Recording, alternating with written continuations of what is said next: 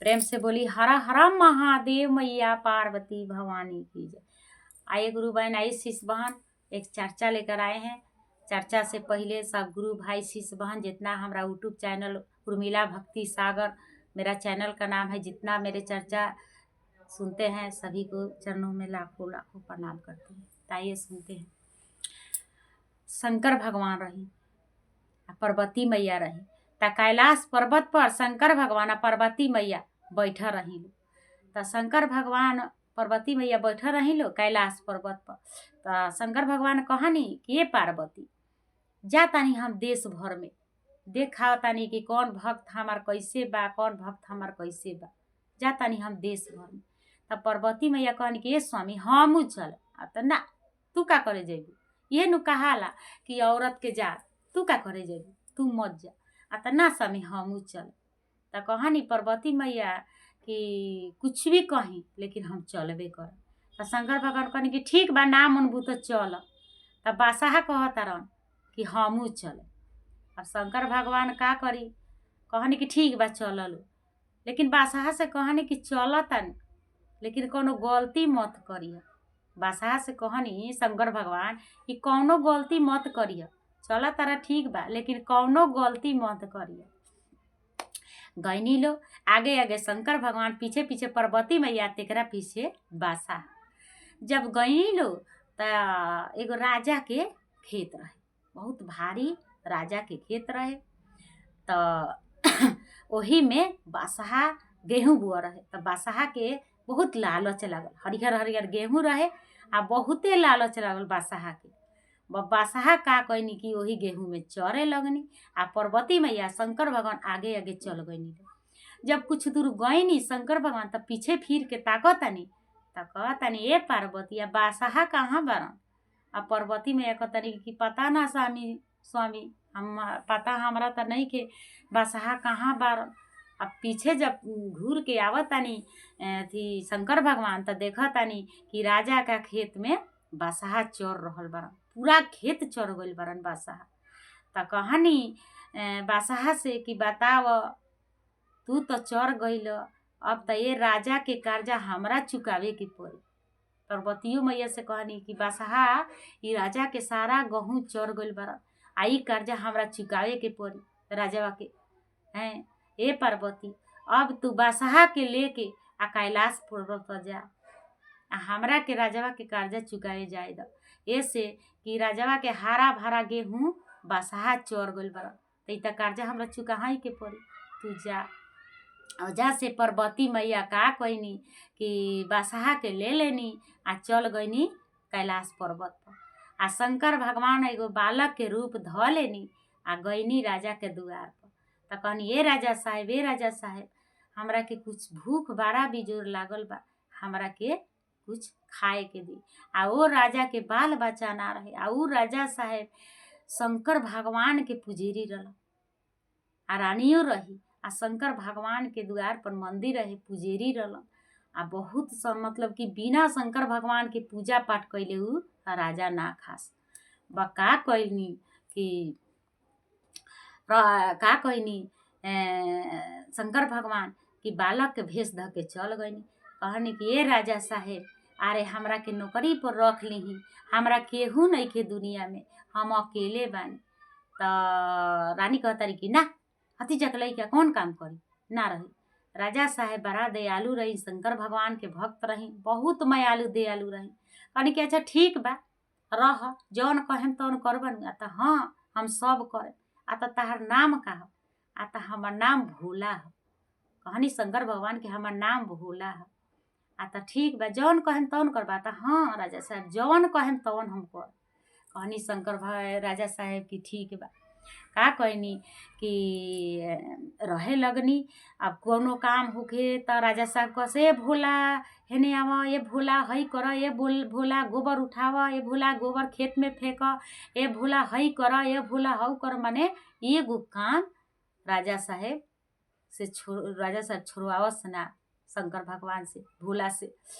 एक दिन के बात ह कि रानी का कैली कि घर लीप लेली, आ लीप के आ का कैली कि चेंगुरा पर चलत रही। अब तो शंकर भगवान देखनी बालक के त रूप में रही देखनी बका कहनी का कि कहनी कि रे ई त रनिया राजवा के घर बिलवा दी हैं।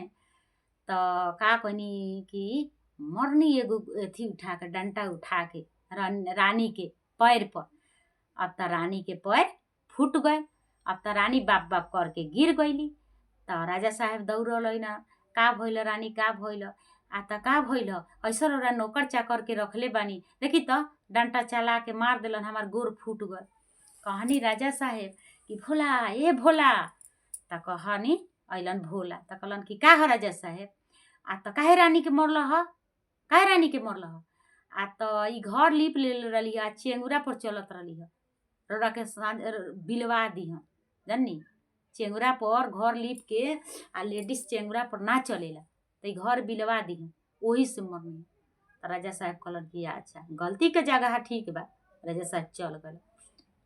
फिर का भइल कि बिहान भइला राजा साहेब जौ काट के ले गइला संग कहला रानी के कि ए रानी पीट द आ पीट के आ एकरा के पिसवा के आ शंकर भगवान के रोट चढ़ावे के बा हैं एकरा के पिसवा द। का कइली रानी कि ओकरा के चलली पीटे उहो काथी के डांटा से गुरु बहन ई मिली के डांटा से चलली जब पीटे त देखली शंकर भगवान त कहली कि तरनिया राजवा के बिलवा दी कि बताओ ना चलल बिया ई मिली के डांटा से पीटे हैं। बका कहनी कि शंकर भगवान का कहनी कि उहे मिलिया के डांटावा छीन लेनी आ छीन के आ मोरनी रानी के हथवे पर हैं। अब रानी बाप बाप बाप बाप कह के गिर गईली। अइला राजा साहेब भोला का कइल ह ई का कइल ई का कइल ई का कइल आए। अब रानी कहली कि ना ई नौकर हमरा ना चाहिए हैं बताई कि हमार हाथ मार के तोड़ दिलन ई नौकर हमरा ना चाहिए। कहनी राजा साहब कि भोला तू काहे मरल ह। राजा साहब खिसिया गनी भोला तू काहे मरल ह आ त ए राजा साहब ई जौ काहे लेनी ह आ त लेनी ह कि पीट के पिसवा के शंकर भगवान के रूट चढ़ाए के बा आ त ई बताई कि इमली के डांटा से पीट के शंकर भगवान के रूट चढ़ाए तोरा घर बिलाई की बनी। तब कहनी कि अच्छा ई बात बा रानी ना त हाँ कहनी कि ई बात बा त हाँ त कहनी कि रानी के गलती बा तब हो गए। फिर भोला रहे लगलन खाए लगलन अपन काम धंधा करे लगलन। एक दिन त गंगा नहान आयल कार्तिक के गंगा नहान आयल त रानी कहली कि ये राजा साहब हमारा मन करता गंगा नहाए के चली ना। त कहनी राजा साहब की केंगा चली तू ही बताव। एक दिन बिना शंकर भगवान के मंदिर में बिना पूजा पाठ कइले आ हम रहे नी ना आए आ घर दुआर छोड़ के तू ही बतावा केंगा चली जा भोला के जोरे जा त ना हम भोला के जोरे ना जा त तू जा ना आखिर भोला कौनो गलती ना करी तू जा। त चाल कइली राजा साहब चाल कहनी कि ए भोला त अइलन कहलन का राजा साहब आ त तनी रानी के गंगा नहा ले रानियो बारी दू तीन गो और सहेलियो बाली। कहनी कि ठीक बा। का कइलन भोला कि ले अलन रथ आ ले आके रथ के ले आके आ ए गुरुवन का कइलन कि दुनु सहेली दुनु तुनी जानी के आ रानी के बैठा ले।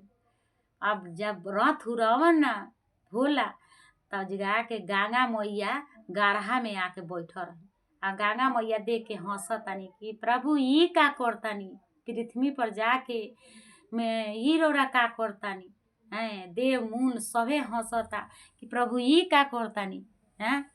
तब जाके भोला गइलन त कहलन कि रानी तारा गंगे नु नहाए के बा आ त हाँ आ त होदे गंगा जी लौकतारी त अभी झूठ बोलबा अभी गंगा जी बारी गंगा जी भी बहुत दूर बा आ त तारा गंगे जी में नहाए के बा आ त हाँ हमरा गंगे जी में नहाए के आ त होदे गंगा जी लौकतारी चलो हो गराहवा में त हो गराहा में पाकी में नहइब आ त हाँ हम गंगा जी राजा साहब कहले बरन कि गंगा जी में से नहवा के ले तो हम गंगे जी में नहवाए जहाँ गंगा बारी तहें नहाए। अब रानी त ना उतरत रही उनकर सहेली बस जबरदस्ती भोला का कइलन कि ले जाके वही गराहा में बुरकी मारा देलन डुबका देलन आ डुबकावला के बाद में फिर रथ पर बैठा लेलन आ फिर चल आइलो हैं। आइला के बाद में रानी कहतारी कि बाप रे बाप पैसा रौरा नौकर रखले बानी कि बताई कि हमरा के गराहा में डुबका के आई लेके अइलो हैं ऐसा आज के सन नौकर जल्दी हटाई। तब राजा साहेब कहलन कि काहे ऐसा भूला तू कइल ह आ त ई बताई राजा साहेब कि जहाँ गंगा जी रहियन वही जानू नहवाए हैं बताई।